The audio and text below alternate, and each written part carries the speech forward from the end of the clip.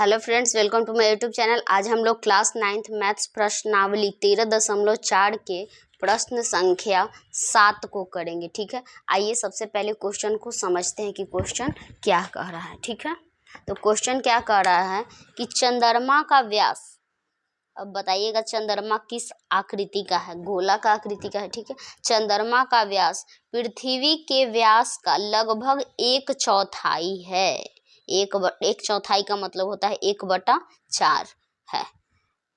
इन दोनों के पृष्ठीय क्षेत्रफलों का अनुपात ज्ञात कीजिए। ठीक है, बहुत इजी क्वेश्चन है।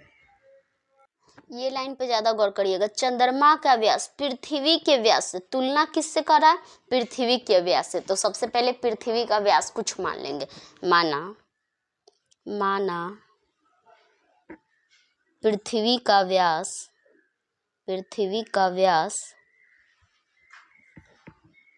x है। ठीक है, x यूनिट या इकाई मान सकते हैं, या x है। ठीक है, तो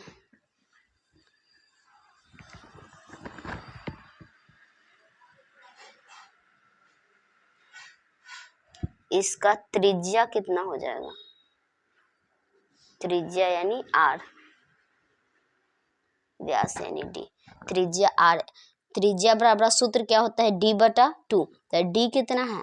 x/2। ठीक है, ये आधा हो गया त्रिज्या। अब मानेंगे चंद्रमा का व्यास। चंद्रमा, इसीलिए चंद्रमा का व्यास कितना हो जाएगा? पृथ्वी के व्यास से 1/4। 1/4 का मतलब होता है, अगर मान लीजिए कोई एक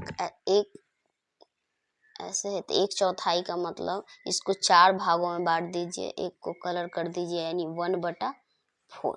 तो 1/4 यानी x से कंपेयर किया है तो x/4 4 हो गया। ठीक, ये हो गया चंद्रमा का व्यास। अब निकालेंगे, इसीलिए चंद्रमा का त्रिज्या, चंद्रमा का त्रिज्या यानी r निकालेंगे। ठीक है, चंद्रमा का त्रिज्या क्या हो जाएगा? तो व्यास का आधा, व्यास टोटल कितना है और इसका आधा, यानी 1/2 से गुना कर देंगे। 1/2 यही तो आधा होता है। तो हो जाएगा x को 1 से गुना किए तो x, और 4 दूनी 8, x/8 आ गया इसका त्रिज्या।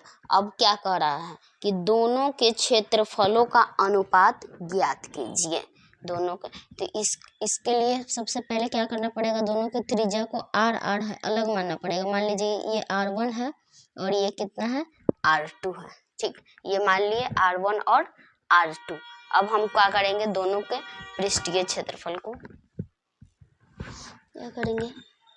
प्रश्नानुसार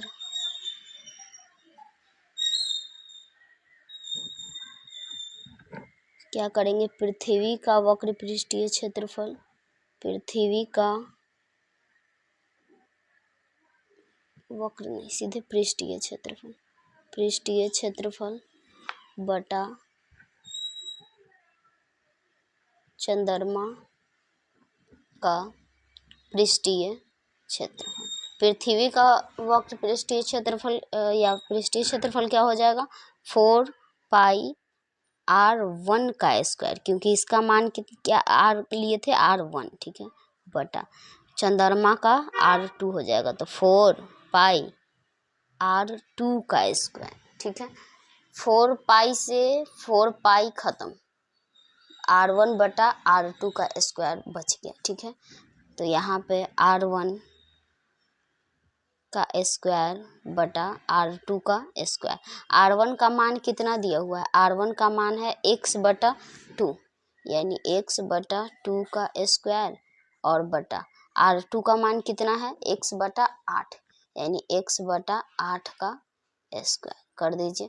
x का स्क्वायर हो जाएगा, x का स्क्वायर 2 का स्क्वायर 4, x का स्क्वायर x स्क्वायर, और 8 का स्क्वायर 8 64। अब इसको कैलकुलेट कर लीजिए, बस हो जाएगा एक्स स्क्वायर बटा 4, और ये जब भागा में है गुना में जाता है तो क्या हो जाता है, ये टर्म ऊपर और ये नीचे चला आता है, ये बदल जाता है। ठीक है, तो ये एक्स स्क्वायर से एक्स स्क्वायर ख़त्म और ये 16 बार में ख़त्म, ये एक, यानी क्या हो जाएगा 16 बटा 1, या इसी को लिख सकते हैं 16 अनुपात 1, यही आपका हो जाएगा, अनुपात आ जाएगा दोनों के क्षेत्रफलों का अनुपात। ठीक है, यही आपका आंसर है। आई होप आपको समझ में आ गया हो। वीडियो को लाइक करें, वीडियो का चैनल पे नए हैं तो चैनल को सब्सक्राइब कर लीजिए। मिलते हैं नेक्स्ट वीडियो में, धन्यवाद।